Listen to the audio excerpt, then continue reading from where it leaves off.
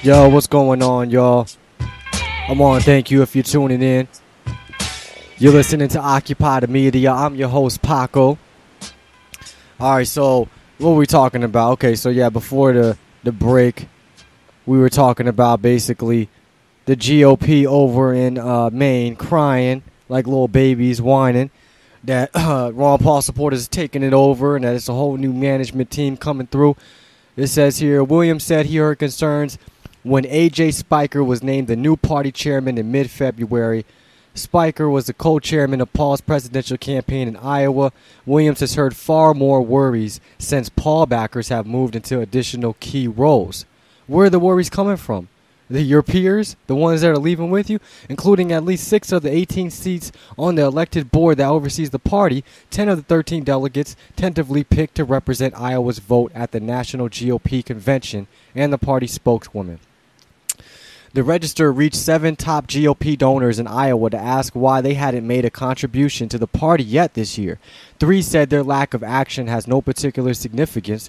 4 said their qualms about the new leadership stopped them from writing a check. John Gleason of Sioux City has given steadily to the Republican Party of Iowa over the last decade. And excuse me, we're talking about Iowa. I think I said Maine earlier.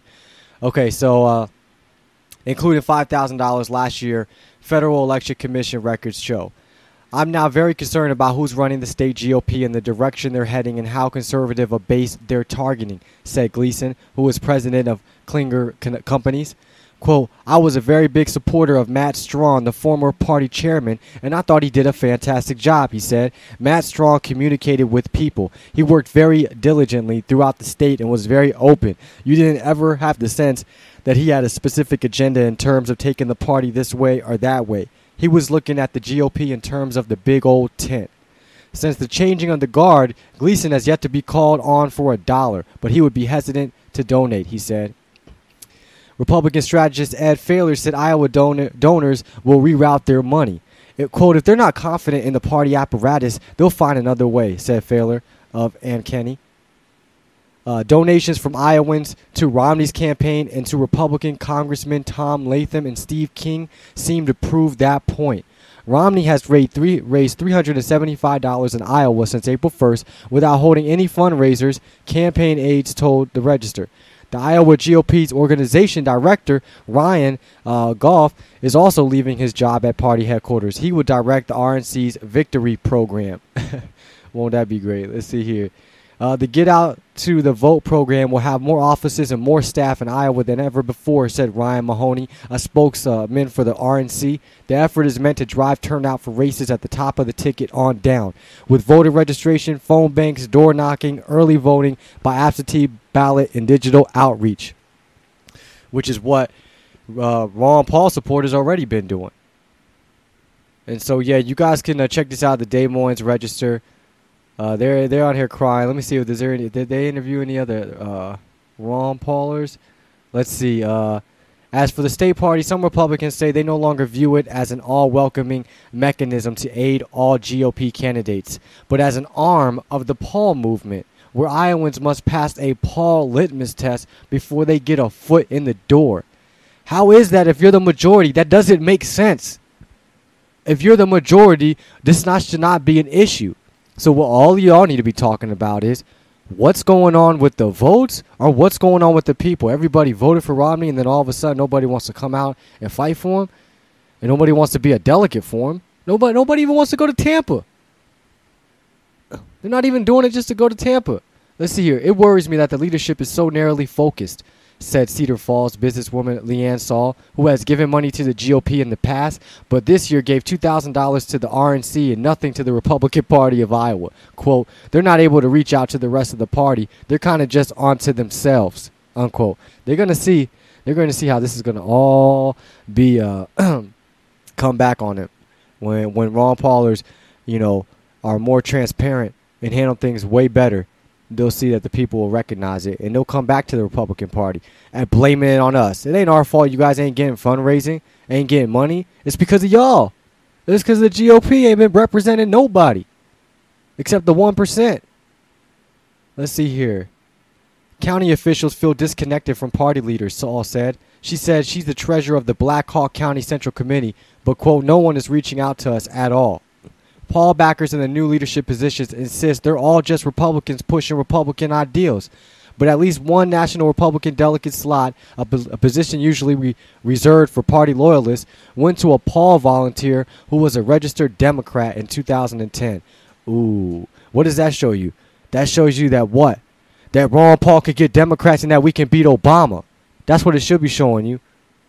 Spiker told the Register the Republican Party of Iowa will always be reaching out to all sectors of the party. Our goal is very simple, to advance the candidates of the party. We're going to be doing that for all candidates. Incoming State Central Committee member Joel Kurtinitis, a backer of the Paul philosophy, said there's a moderate element in Iowa that's gotten very comfortable, I think. Paul still has 2 paid campaign staffers in Iowa, including Kurtinitis, who help train people on how to make headway into party political roles. He's also an organizer with Liberty Iowa PAC. The newly formed Political Action Committee hopes to harness the recent surge of activism by constitutional conservatives in Iowa and is circulating a list of 13 legislative candidates it has endorsed. Let's see here. Kurtinitis said he's heard the complaints that Paul backers were confrontational and abrasive at county convention meetings, but there was some of that behavior from other factions too, he said.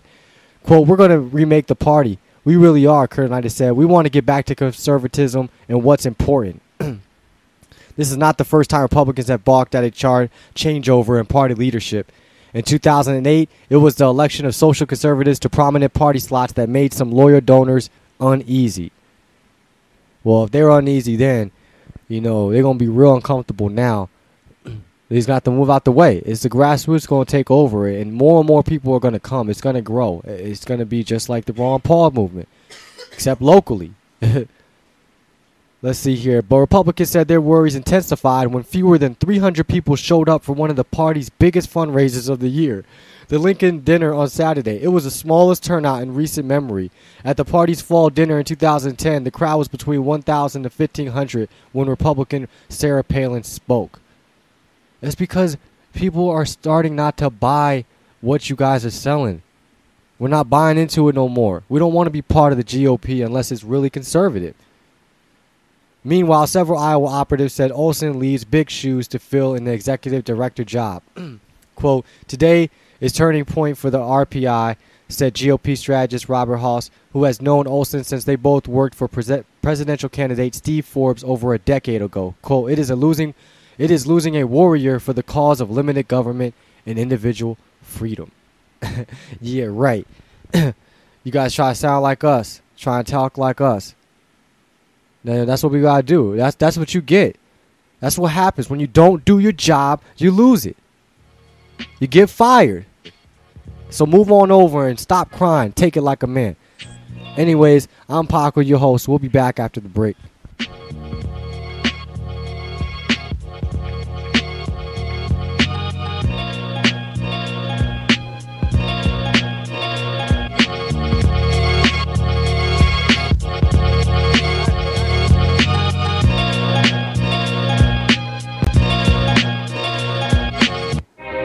Dr. Ron Paul, more than 4,000 babies delivered, a man of faith, committed to protecting life.